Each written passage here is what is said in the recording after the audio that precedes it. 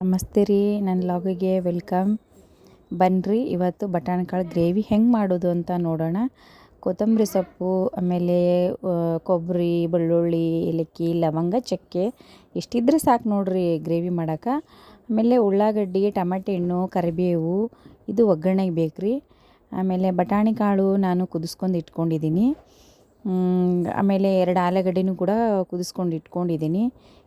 ಮತ್ತು ಮಸಾಲೆ ಯಾವಾಗ ತೋರಿಸಿದ್ನಲ್ರಿ ನಿಮಗೆ ಮಸಾಲೆನ, ಆ ಮಸಾಲೆನ ರುಬ್ಬಿ ಇಟ್ಕೊಂಡಿದ್ದೀನಿ. ಇಷ್ಟಿದ್ರೆ ಸಾಕ್ರಿ ಬಟಾಣಿಕಾಳು ಗ್ರೇವಿ ಹೇಗೆ ಮಾಡೋದು ಅಂತ ನೋಡೋಣ ಬನ್ನಿ. ಒಂದು ಪಾತ್ರೆಗೆ ಎಣ್ಣೆ ಹಾಕಿ ಎಣ್ಣೆ ಕಾಯಿಸ್ಬೇಕು. ಚೆನ್ನಾಗಿ ಕಾದ್ಮೇಲೆ ಅದನ್ನು ಸಾಸಿವೆ ಜೀರಿಗೆ ಹಾಕೋಣ. ಹಾಕಿ ಅದು ಚಟಪಟ ಅಂದಮೇಲೆ ಅದಕ್ಕೆ ಆವಾಗಲೇ ಎಲ್ಲ ಒಗ್ಗರಣೆಗೆ ಏನು ಬೇಕು ಅಂತ ಕೊಯ್ದಿಟ್ಕೊಂಡಿದ್ವಲ್ಲ ಅದನ್ನೆಲ್ಲ ಹಾಕಿದ್ದೀನಿ.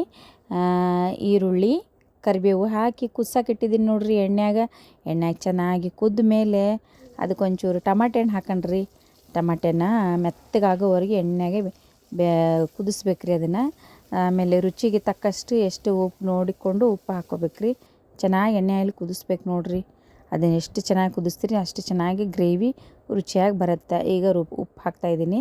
ಉಪ್ಪು ರುಚಿಗೆ ನಮ್ಗೆ ಎಷ್ಟು ಬೇಕು ಅಷ್ಟು ಹಾಕ್ಕೋಬೇಕ್ರಿ ಉಪ್ಪು ಮತ್ತು ನೀವು ಜಾಸ್ತಿ ಹಾಕಕ್ಕೆ ಹೋಗ್ಬೇಡ್ರಿ, ಉಪ್ಪು ಆಗಿಬಿಡುತ್ತೆ ಎಲ್ಲ ಬೇಡ. ಅದಕ್ಕೆ ಸ್ವಲ್ಪ ರುಚಿಗೆ ತಕ್ಕಷ್ಟೇ ಉಪ್ಪು ಹಾಕ್ಕೊಳ್ಳೋಣ.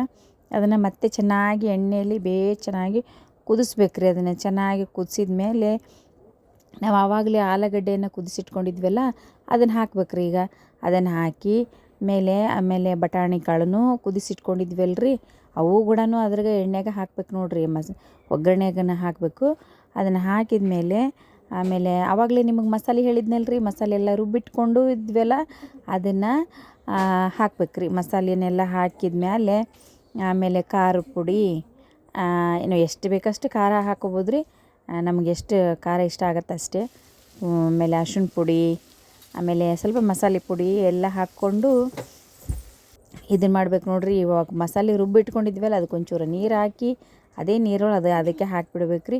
ಇದು ಗ್ರೇವಿ ಸೂಪರಾಗಿರುತ್ತೆ ನೋಡ್ರಿ ತಿನ್ನೋಕೆ.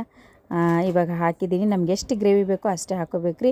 ಇದು ಚಪಾತಿ, ಪೂರಿ, ದೋಸೆ ಎಲ್ಲದಕ್ಕೂ ಕಾಂಬಿನೇಷನ್ ಆಗತ್ತೆ ನೋಡ್ರಿ. ಇದು ಭಾಳ ಚೆಂದ ಆಗತ್ತೆ ರೀ. ಇದು ಒಂದು ಸಲ ಟ್ರೈ ಮಾಡಿ ನೋಡಿರಿ ಫ್ರೆಂಡ್ಸ್. ಇದು ಚೆನ್ನಾಗಿ ಕುದಿಬೇಕು. ಚೆನ್ನಾಗಿ ಕುದ್ದ ಮೇಲೆ ಭಾಳ ರುಚಿಯಾಗಿರುತ್ತೆ ರೀ ಫ್ರೆಂಡ್ಸ್ ಇದು ತಿನ್ನೋಕೆ. ಬರ್ರಿ, ನನ್ನ ವಿಡಿಯೋ ನಿಮ್ಗೆ ಇಷ್ಟ ಆದರೆ ಲೈಕ್ ಮಾಡಿರಿ, ಶೇರ್ ಮಾಡಿರಿ, ಆಮೇಲೆ ಸಬ್ಸ್ಕ್ರೈಬ್ ಮಾಡಿಕೊಡ್ರಿ. ದಯಮಾಡಿ ನನಗೆ ಸಪೋರ್ಟ್ ಮಾಡಿರಿ ನೀವು ಫ್ರೆಂಡ್ಸ್. ಬನ್ನಿ, ಗ್ರೇವಿ ಎಲ್ಲ ಕುದ್ದಾದ್ಮೇಲೆ ಸರ್ವ್ ಮಾಡೋಣ ನೋಡಿರಿ. ಬಟಾಣಿಕಾಳು ಗ್ರೇವಿ ಹಿಂಗಿದೆ. ಮತ್ತೆ ಮುಂದಿನ ಲಾಗ್ನಲ್ಲಿ ಸಿಗ್ತೀನಿ. Okay, bye friends.